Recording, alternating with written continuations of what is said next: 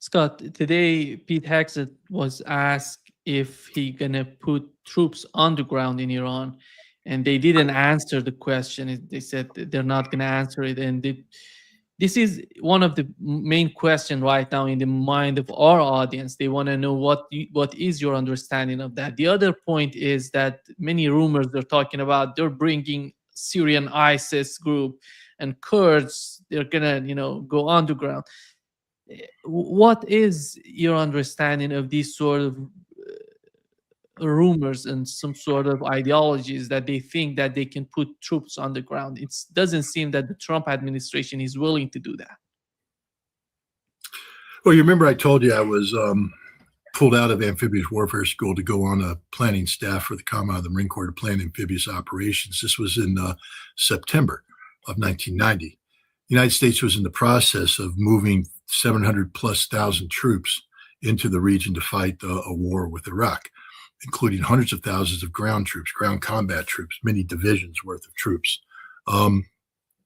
Back then, we were geared to do this, because we had, first of all, we had a whole bunch of forces in Europe that we were able to take an entire corps and transfer it to the Middle East. The Marine Corps had had equipment on ships, brigades worth of equipment, adding up to about a division's worth plus. And we could take these ships and offload them at ports and then fly Marines in. They'd marry up with the equipment and we'd be able to move on.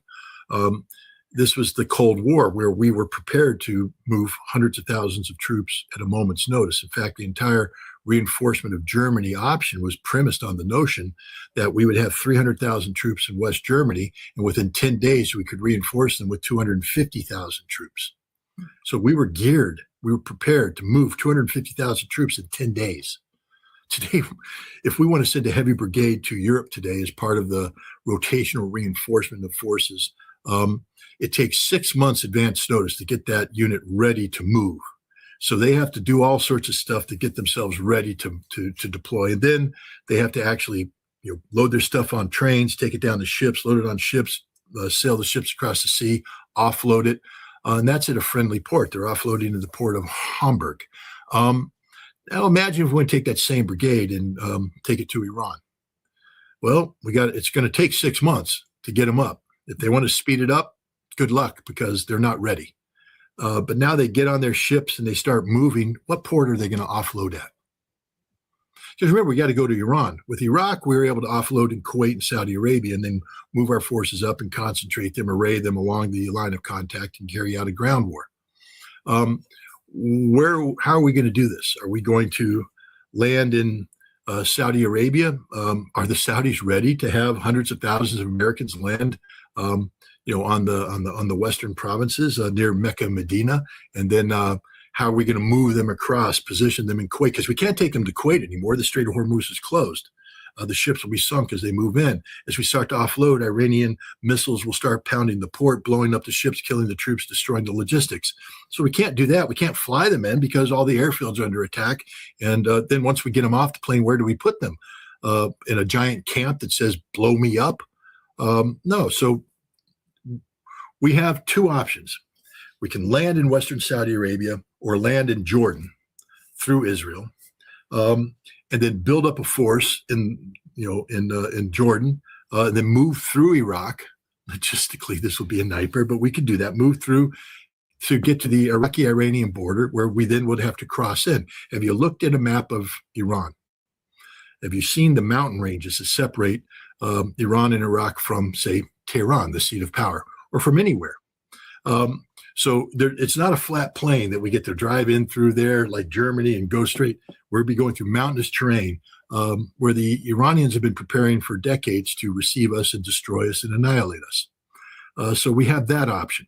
It would take us 9 months to more than a year and a half to build up the forces capable of carrying out such an operation. Or we could get the Marine Corps and say, you need to do a seizure of a port. We used to train for that. 1985, I actually helped write the plan for the seizure of Chabahar and Bandar Abbas. I'm familiar intimately with what the intelligence was at the time, what we would need to do, how we move forces in. But we had a Marine Corps geared to do that back then. We're not geared to do that today. How do we get, it would take, we'd have to use at least 3 brigades in the initial assault How do we get 3 brigades on the ships? I don't think we can anymore. But if we could, how do we get them close to the Iranian shore without getting sunk? This is a problem that General Berger saw when he became the commandant a couple of years ago. He said, we can't fulfill our mission because we're linked to legacy-style amphibious operations that put 1,000 Marines on a big ship. And in order to get those Marines off the ship, we have to bring it close to shore and they get sunk. So how do we do this? With all due respect to Pete Hegseth, he just simply doesn't know what he's talking about. I mean, it's just crazy talk, insane talk. So now we get to, Plan B, where CIA paramilitaries, joint special operations, and special forces start to work with, indigenous forces to create, indigenous proxies, militias, resistance groups, etc. We know some exist. We have the Baluchi Liberation Army working out of Pakistan. CIA has a long history of working with them. We have the Kurds. We've been working with the Kurds forever. We got Azeris that could come in. Lor, I think you're familiar with the Lor people, sort of in the Kurdish area, but separate from the Kurds. We got the Avaz Arabs. We got MEK. It's always out there. Although I don't think the Iranian people will rise up and rally around MEK, but they're very good at being used to disable, blow up, and destroy things. And we got the monarchists that can always raise a flag, shout death to Khamenei, and then run away. So now we right now the decision apparently has been made to arm the Kurds.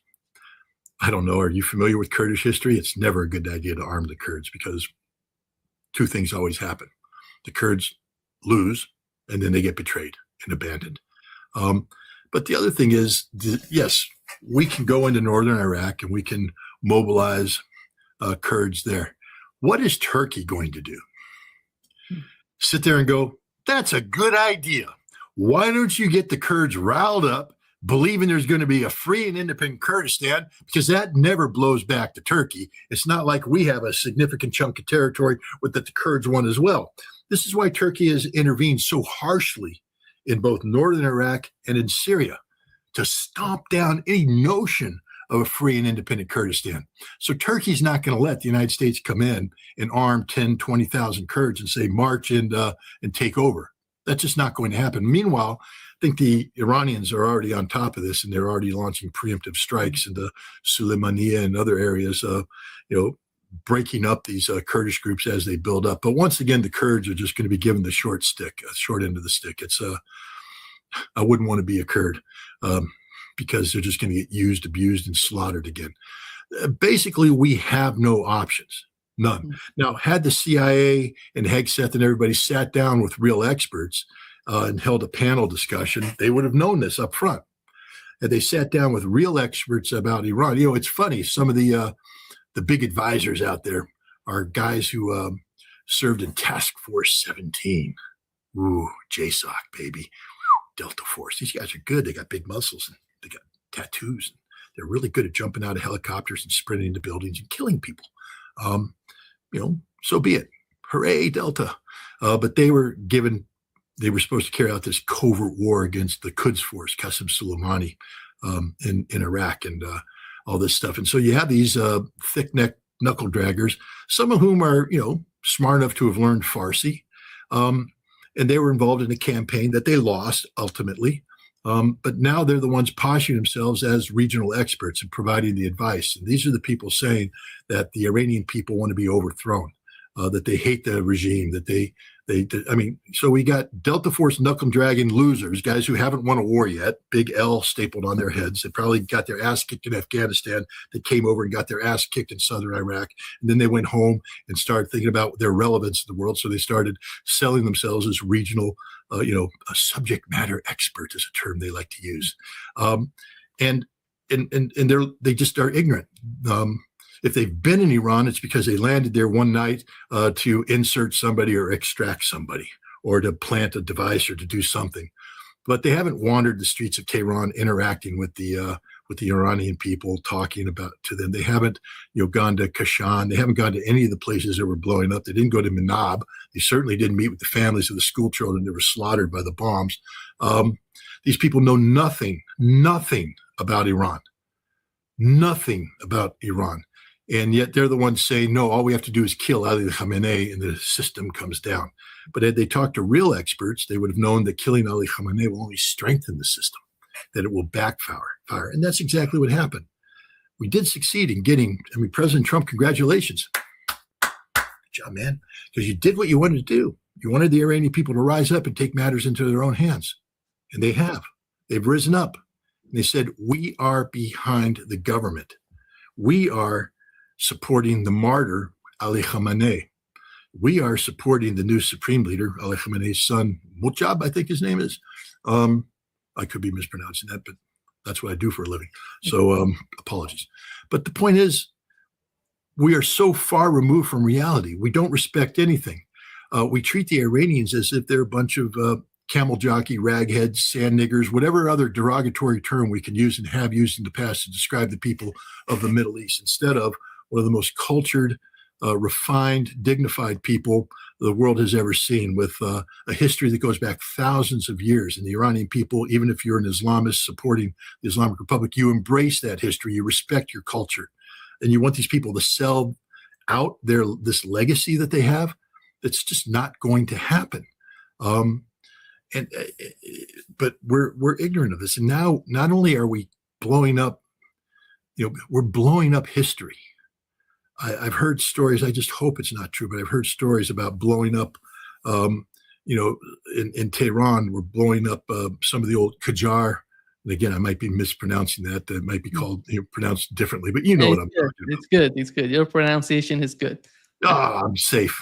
There was a time when I was trying to pronounce Bab el-Mandeb, and I was just fumbling it left and right 20 times. And somebody did this really cool meme because it showed me, the Bab and they're like, oh, the Bab and finally I go, the Bab el-Mandeb, and there's a whole group of yay. So I try, I really do. But the Qajar dynasty, the art, the history, the culture there. When I went to Iran, I was guided by a Revolutionary Guard escort, but he took me to these places, and he was in awe of the beauty.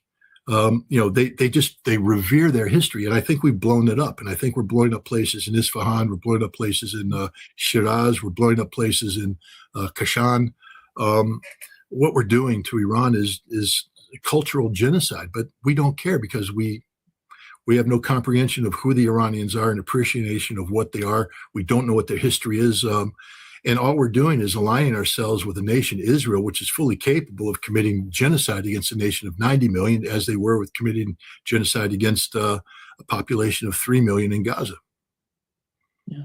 Scott, when Pete Hexet's giving us a timeline, of the war, and he's talking about 4 days, then 4 weeks, and right now, I don't know how long does it take. It reminds me, I don't know if you saw the video comparing Rumsfeld to Pete Hexet today.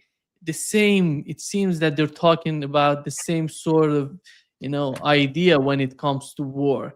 It doesn't seem that Pete Hexet, because he was part of he said that he was in the Middle East. He know what was the war, but he doesn't remember what was the mindset that brought him to the Middle East, to that war, which was simply the Bush, presidency, that the people around President Bush, that they thought that they could, wrap it up in a short period of time, which didn't happen. Here is comparing the two, Rumsfeld to Pete Hexet.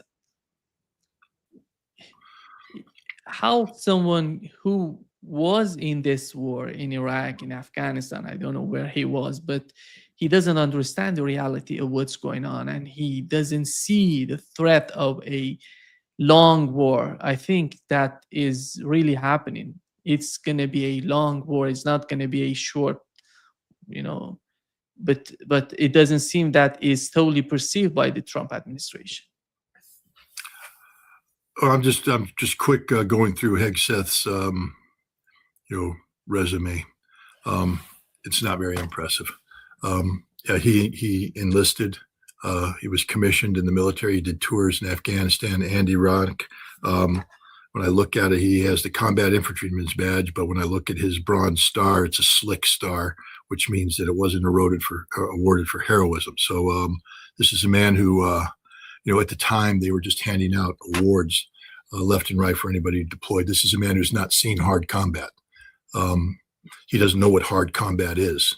And this is a man who never rose to any, significant position of authority. He hasn't commanded troops in combat at the battalion level or any level above that. So we need to be careful when Pete Hegseth starts talking about, I've been there, I've done that. We also need to judge Pete Hegseth on his own words. If you recall, when he addressed 800 American generals and admirals in Quantico in October of 2025, I think, last year, he defined what he considered to be the epitome of the military standard, and basically said it's 1993, an O3 captain, or an E6 staff sergeant. Well, guess what, Pete? Guess who was a captain in 1993? Me. I'm the epitome. I'm that which you have never been and you will never be. I'm the guy that actually trained during the height of the Cold War when the American military truly was the finest military in the world. I am somebody who has been schooled in the proper ethos of military service, one that is founded in the Constitution and premised on absolute professionalism in everything we do. This is pre-politicization, pre-woke, pre-DEI, pre-anything. This is when men were really men. And the staff sergeants I dealt with were the same way. I am everything you will never be, Pete. I'm a professional. You're a frickin' amateur, purely an amateur. And what you are is a bitter amateur.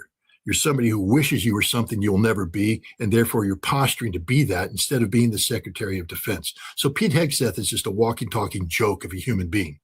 He's not qualified for the position he's in. And again, it's just time for us to be honest. We just have to start calling these things out. We can't pretend that Pete Hegseth is qualified to be doing what he's doing. Because as long as we pretend that, then it's okay for him to sit there and show this kind of vacillation. My God, do you have a war plan or not, Pete? Simple question, yes or no? A war plan or not? Because you seem to be making it up every single day of the week. You wake up tomorrow and things have changed, and now you're giving a press conference where you're changing the parameters. If you were going to put troops on the ground, you should have thought about that 9 months ago, and they should be moving in place as we speak, instead of now speaking about the possibility. And what president doesn't know what they're doing? Cheney was speaking in 2002, but you forget that Cheney was the Secretary of Defense during Desert Storm, Desert Shield. He knows what it means to move troops. We also forget that before Dick Cheney became overly politicized as Secretary of Defense, he put the brakes on and advanced to Baghdad at the end of the Gulf War. After we had crushed the Iraqi army on the field of battle, there were people who were saying we should go ahead and finish it off, go up to Baghdad. And Cheney said no. He said, because if we break it, we own it. If we occupy it, we gotta take responsibility for it. We're not ready to do that. We don't have a plan for that. Dick Cheney understood you have to have a plan that's been thought out, advised by experts. Now, he forgot everything before we went to war in Iraq, and you see the results. We went to war in Iraq on a plan that was half-assed. We didn't have a plan for success, and we didn't know what we were doing. We ended up occupying the country with a czar. What was the guy's name? Paul. I can't remember his name now. But the guy who ran the country, and he basically demobilized the Iraqi army and went into de-Baathification and basically eliminated the one thing that was holding Iraq together. And then Iraq devolves into chaos and anarchy, sectarian warfare, and all that stuff. We're stuck in the middle, and the rest is history. We broke it. We got driven out. I don't know what Hegseth thinks he's doing, because we went to war on a half-assed plan that was there to appease greater Israel. Israel is laughing all the way to the bank. They don't care about Americans. They don't care that we're bankrupting ourselves. They don't care about anything other than the fulfillment of their plan of greater Israel. And so they're laughing as we break our backs here. We are breaking our backs. And you can see it in the panic in Hegseth's mind. I mean, when you take joy out of sinking a ship that had gone to India to participate in a festival, a shipping festival. So it had been paraded on the shores, and now it's off the coast of Sri Lanka, not an active combatant, heading home or heading to wherever they're going to head. And we send a submarine. We're not in a state of war. What legal authority did we have to sink that ship? Did Congress authorize that? We had legal authority, apparently, according to Congress, to preempt the Iranian missile attack against us. But this ship is out there, and we sunk it. The most cowardly act possible. We didn't give it an opportunity. The submarine didn't rise up and say surrender or something like that, send a signal. That ship was sailing, not in combat mode, and we sunk it. And Pete Hegseth is bragging as if this is some sort of example of American martial supremacy. It's something we're supposed to be proud of. No, Pete, we're ashamed of you, and we're ashamed of that action. It's something that the ship's commander should never have done. That submarine commander should never have sunk that ship. That ship posed no threat to anybody. And why did we sink it? Because we can. And don't tell me we're at war, because Congress refuses to declare war. Congress called this a defensive action. I mean, that's what Mike Johnson was saying. It's defensive. Therefore, it's not really a conflict. We don't even get involved. It's purely defensive. Was that a defensive action to send a submarine off the coast of Sri Lanka to sink a ship? Sounded pretty offensive to me. And this is what we're doing on everything. I mean, this is an incompetent campaign that was all premised around the notion of regime collapse. Now that that's failed, now they don't know what they're fighting for. They're just blowing up buildings. And that's all they're doing is blowing up buildings. If you think there's anything inside the buildings being bombed, you're dumber than dirt. Because anything of value has been long since evacuated and hidden in any one of hundreds of hide sites the Iranians have been preparing since 2005. Go back to the history of Firdos, the underground cavern that they put this enrichment capability in wasn't built for Firdos. It was built to hide stuff. It's one of a number of hide sites in the region that were constructed so you can empty empty factories of their high value production equipment, so that when nations like the United States come in and drop bombs on the buildings, all they do is blow up concrete blocks, in other structures. But the high value stuff has been moved. So it's all gone. It's all moved. We're just blowing up empty buildings. We're killing a lot of civilians in the process, but we're not achieving much of anything. The Iranians have been watching the way the United States fights, and I would encourage anybody who takes anything that Pete Hegseth or any American military person at face value today, don't.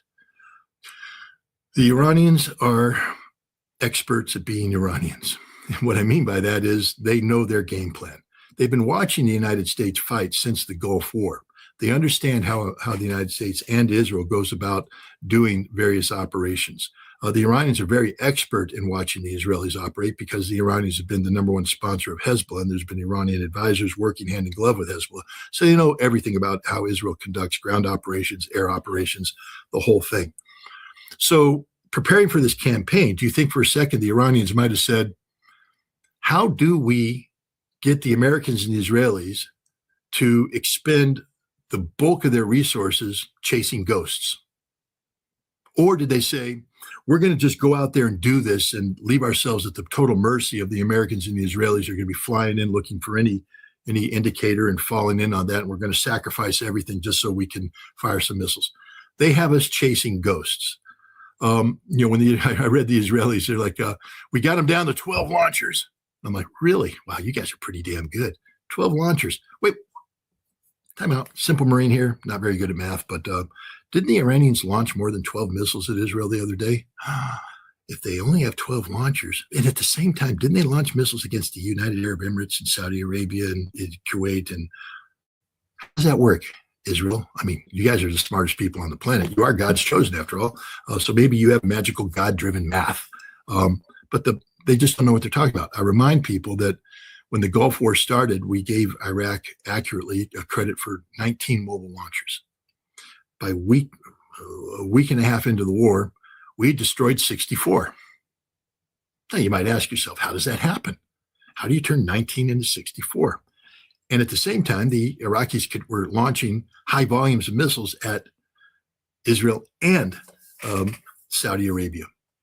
So it meant we were killing things that weren't launchers. And that was the problem. We were out there blowing everything up because we were so driven on accomplishing something. There was so much political pressure. And I tell you right now, we're blowing up things. We may be getting a launcher here and there. I mean, we are putting considerable resources into this effort. But if you think for a second, the Iranians haven't thought this thing through, that there aren't decoys.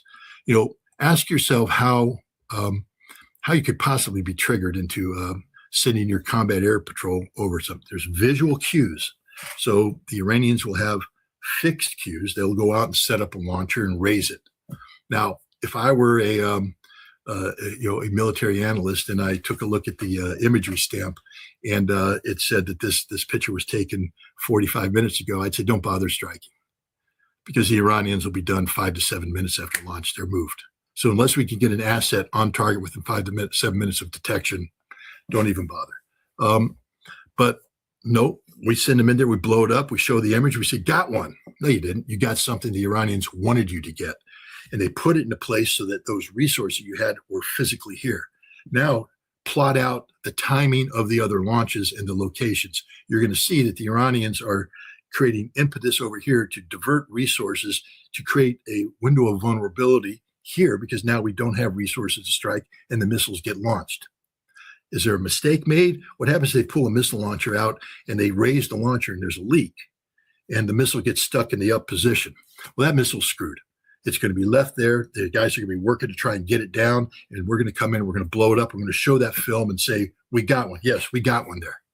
Congratulations. But we didn't get it because we're smarter than the Iranians. We got it because a mistake took place. That's just the way it is. There's also, I guess the word I'm going to use, SIGINT queues, communications queues. So the Iranians are going to sit there and they're going to flood the airwaves with communications because they're experts at this, and they're going to give away signals. They're going to be saying things like, send convoy X. They'll be using code words. Send convoy X over here. Generate movement traffic, and they'll have people out there moving, and we'll go out there, track it, and they're luring us away from the place that they're launching. And eventually we'll catch on to this and we'll start not responding. But the Iranians have a plan. They have a plan they've been thinking out for some time now, 20 years to be precise. And we don't have a plan. Our plan was to begin bombing, kill Khamenei, and within 4 days have people in the streets demanding, President Trump, we've done what we can. It's up to you. Well, the people spoke. They're supporting the martyr Ali Khamenei. They're supporting the new supreme leader. They're supporting the government of Iran. So now we don't have a plan. And now the ramifications of not having a plan are playing out as we run out of missiles, we run out of bombs, we run out of targets. This is the real danger, because as we run out of targets, we're going to start to look for new targets. And we have no idea what we're looking at. So we're going to start blowing things up. This is where we're going to blow up hospitals. This is where we're going to blow up schools. This is where we're going to blow up bomb shelters. And this is just the reality of war. It's going to get horrible. And the Israelis don't care. The Israelis will say, rather than even, with America, it's just making a mistake. With the Israelis, they're going to basically apply the Dahiwa doctrine, the southern suburb of Beirut. Level it. Send a signal. Level it. And right now, they are going neighborhood by neighborhood by neighborhood in Tehran and leveling it, dropping it. And they're going to drop all of Tehran. By the time this is done, Tehran is going to look like Gaza.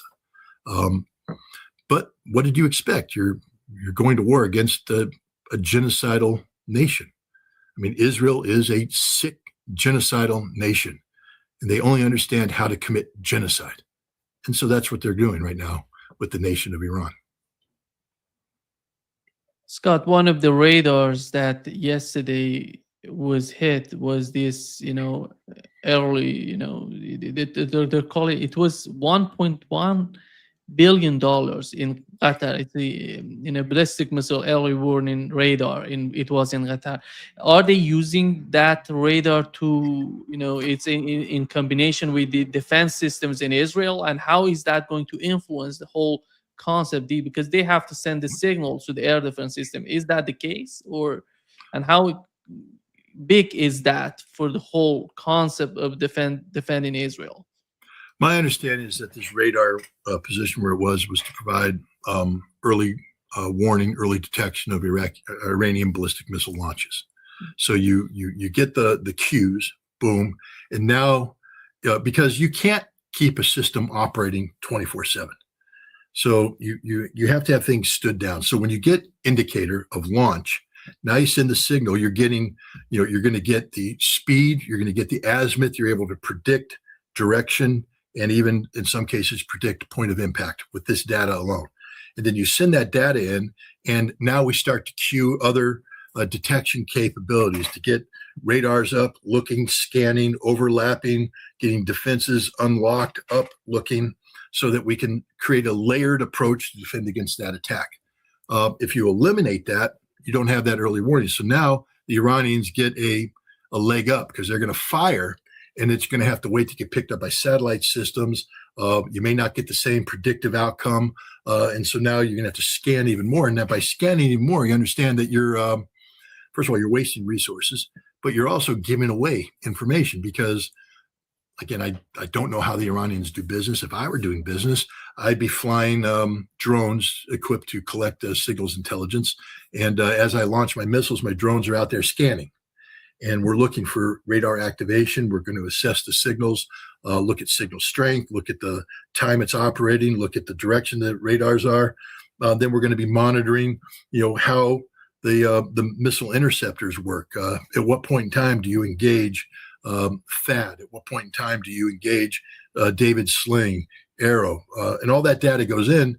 And let's say they get it. Let's say this missile's launched and boom, now the Iranians are going to go, okay, what was the vulnerability there? How did this happen? How do we prevent this from happening next time? What do we need to do to prevent these systems from operating at optimum capability? And they'll make that adjustment, flood the system, provide distraction. The next missile comes in and hits the target on the ground. This is what missile war is. And the Iranians are masters of it. And by blinding the coalition, by destroying this radar, it significantly enhances the ability of Iran to ensure that their missiles hit the targets that they intend to hit. Yeah. Scott, before wrapping up, many people are curious about India in the whole calculation. Was that a big deal for, to see Modi going to Israel, showing, how close he is to Netanyahu and Israel, or he's a political figure. He's doing whatever he feels is better for India for the time being.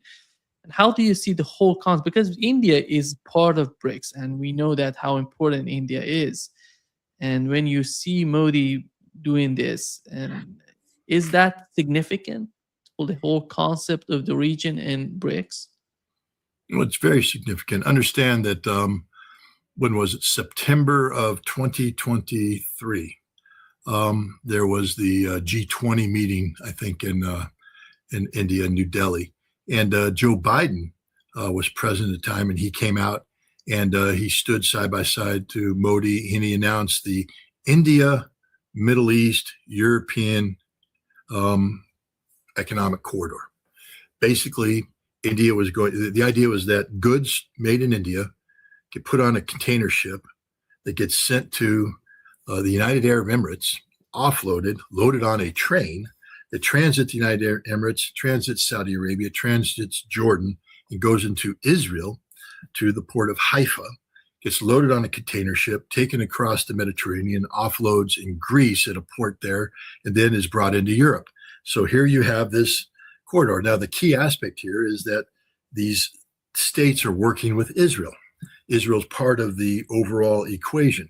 And India was a leading advocate for this. The irony was, and nobody really picked up on it at the time, that the Haifa port and the port in Greece were built with Chinese Belts and Roads money, and most of the rail lines that were considered to be used are rail lines built with Chinese money. So the India, Middle East, and European Economic Corridor was supposed to be a competitor with China's Belt and Roads, but it was really just falling in on it. I mean, that's, again, showing the stupidity of people. But India has always been a promoter of Greater Israel. And so it doesn't surprise me that Modi went to India. And the timing is also, I think Modi understood what was about to happen. And he was there to put India's marker on the table. India, when the Strait of Hormuz is shut, India is going to pay a very heavy price. They get a significant amount of their energy through the Strait of Hormuz. And so I think this was a political statement by Modi about which side he's on, and he's advocating for, keeping the strait open and things of that nature. We'll see. But no, India is not a very reliable member of BRICS. India has some bilateral relations with Russia. India has a strained relationship with China. But India, more than anything, has shown itself to be an absolute tool of the United States, and by extension, a tool of Greater Israel. Yeah. Yeah. Thank you so much, Scott, for being with us today. Great pleasure, as always. Well, thanks. You might not thank me when YouTube shuts down your channel, but at least we went out fighting, telling the truth. Yeah. Yeah. Thank you. Okay. Have a good day. Have a good day.